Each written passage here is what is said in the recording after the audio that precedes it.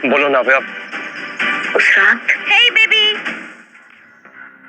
ये आवाज सुनते ही नव्या ने खुद को सच बताने से रोक लिया। कनिका का चेहरा देखकर नव्या को याद आ गया कि कैसे उसने ये सब कुछ ऋषि को हासिल करने के लिए किया था। अगर कोई ऋषि से शादी करेगा तो वो मैं हूँ। कनिका की चाल नव्या समझ चुकी थी। वो जानती थी कि कनिका ने ऋषि को अपने प्यार में अंधा कर दिया है, इसलिए वो चाहे कितनी बार भी सच बोलने की कोशिश कर ले, ऋषि उस पर कभी भरोसा नहीं करेगा। बिल्कुल सही टाइम पे आई हो कनिका, हमेशा की तरह। नव्या, तुम अपनी बहन से ऐसे कैसे बात कर सकती हो? वो आई है सही वक्त पर। जो तुम चली गई थी वही थी मेरे साथ। जो तुमने तोड़ दिया था उसी ने जोड़ा। तुम्हें उसे थैंक्स कहना चाहिए। करेक्ट, मुझे कनिका को थैंक्स बोलना चाहिए और मैं थैंक्स बोलूंगी। Thank you so much Kanika for everything. और अब मुझे नहीं लगता कि तुम्हें मुझसे कोई सवाल करना चाहिए। आप दोनों की सगाई हो रही है ना, तो आप दोनों खुश रहिए and please for God sake leave me alone. देखा इसका एटीट्यूड। बेबी छोड़ो ना, हम अपनी एंगेजमेंट में ध्यान देते हैं ना। वैसे भी इनका ध्यान रखने के लिए पापा काफी है। उन्होंने डेफिनेटली इनके बारे में कुछ सोचा होगा, है ना? इस नाजायज औलाद को तुम्हारी मेरे पास लाने की हिम्मत कैसे हुई? कि मेरा ग्रैंडसन नहीं है और ना ही कभी हो सकता है। सगाई में केवल तुम वेलकम हो, ये बच्चा उस इवेंट में नहीं आ सकता। मम्मा, नानू नहीं चाहते हैं ना कि मैं पार्टी में आऊं? मेरा बच्चा। उसकी उम्र भले ही कम थी, लेकिन उसे ये तो समझ आ ही गया था कि उसे यहाँ पर दादी के अलावा और कोई भी पसंद नहीं कर रहा था। उसकी ये फीलिंग देखकर नव्या के दिल के टुकड़े हो गए थे। क्या कभी ऐसा हुआ है कि मम्मा अपने बच्चे के बिना किसी पार्टी में गई हो? नानू थोड़ा गुस्से में थे ना, इसलिए उन्होंने ऐसे कह दिया। लेकिन तुम हमेशा एक बात ध्यान रखना, मम्मा कहीं भी जाएगी अपने बच्चे के साथ जाएगी। चॉकलेट? नव्या ने आरव को तो बहला दिया था, लेकिन उसके मन में अभी भी उथल पुथल मची हुई थी। एक तरफ उसे अपने परिवार की नफरत झेलनी थी और दूसरी तरफ उसे आरव के कोमल मन का ध्यान भी रखना था। बस जल्दी से ही 1-2 दिन निकल जाए, फिर मैं अपने बच्चे को लेके अपनी दुनिया में चली जाऊंगी।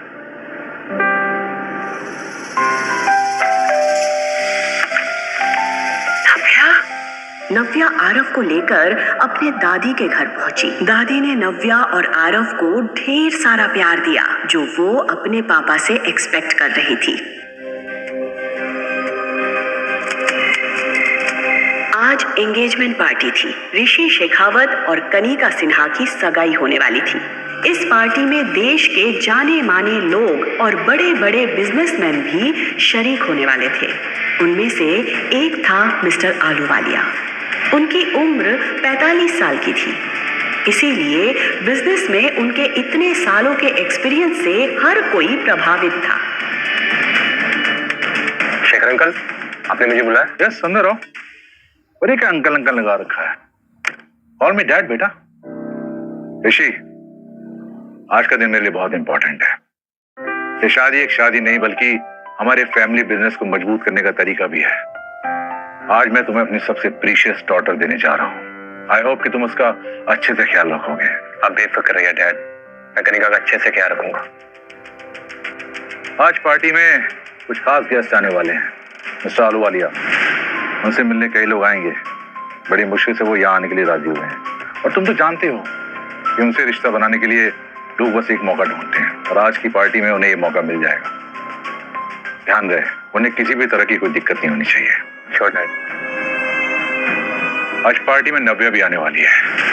आपको लगता है वो आएगी? आएगी, जरूर आएगी। मैंने उसे बुलाया है, वो मेरी बात टाल नहीं सकती। इनफैक्ट मेरे एक फोन कॉल पे वो भागते हुए चंडीगढ़ आ गई।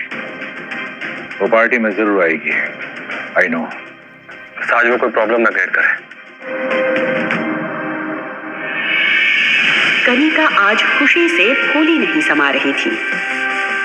ओह, सच अ ड्रीमी एंट्री। आई विश मेरे लिए भी कोई ऐसा ही अमीर राजकुमार आता। ऐसा राजकुमार पाने के लिए ना बड़ा चालाक बनना पड़ता है।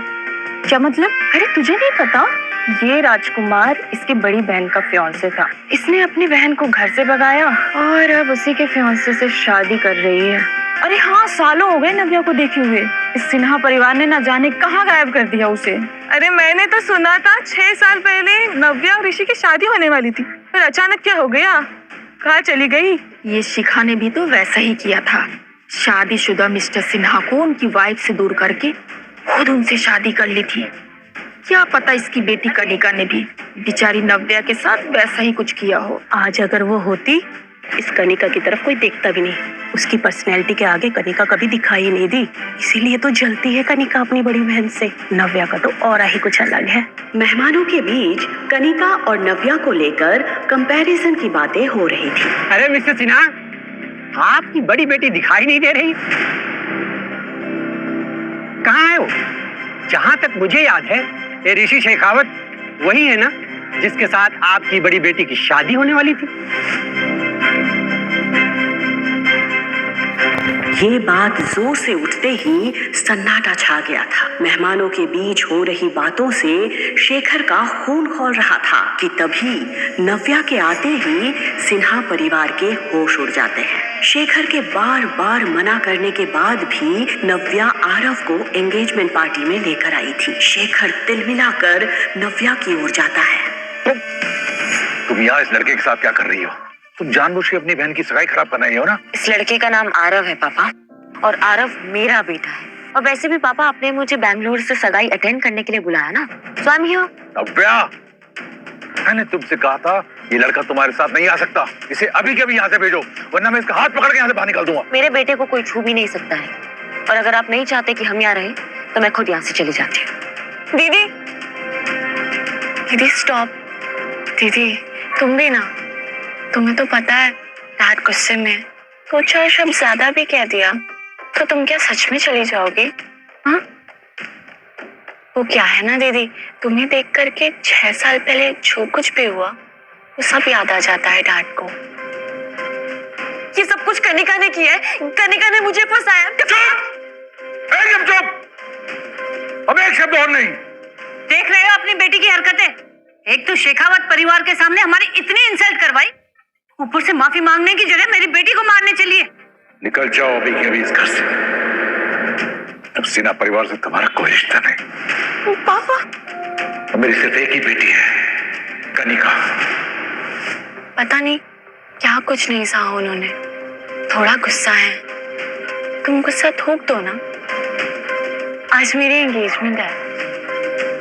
I need your blessings. उसका चेहरा देखकर नव्या समझ गई थी कि वो क्या साबित करना चाहती थी।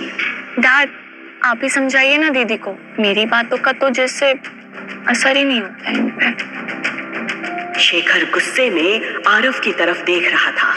फिर अचानक उसका ध्यान मिस्टर आलूवालिया पर गया। उसने अपने दिमाग को ठंडा किया।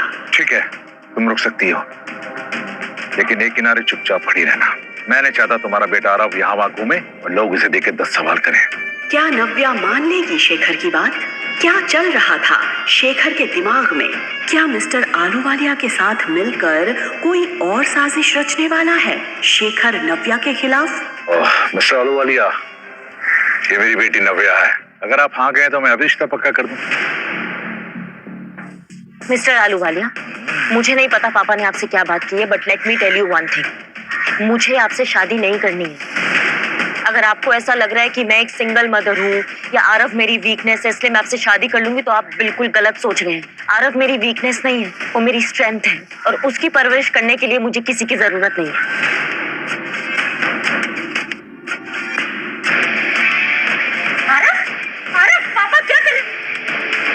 शादी तो तुम्हें मुझसे ही करनी पड़ेगी। तुम्हारे पापा मिस्टर सिन्हा ने मेरे साथ एक बिजनेस डील की, और मुझे नहीं लगता कि मिस्टर सिन्हा वो बिजनेस डील कैंसिल करेंगे।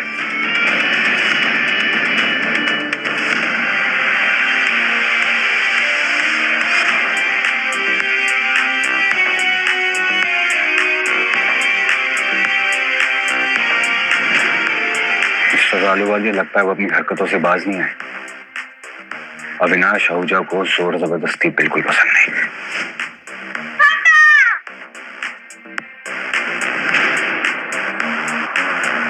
क्या नया मोड़ लाएगी ये पार्टी नव्या की जिंदगी में? जानने के लिए सुनते रहिए द रिटर्न, सिर्फ पॉकेट FM पर।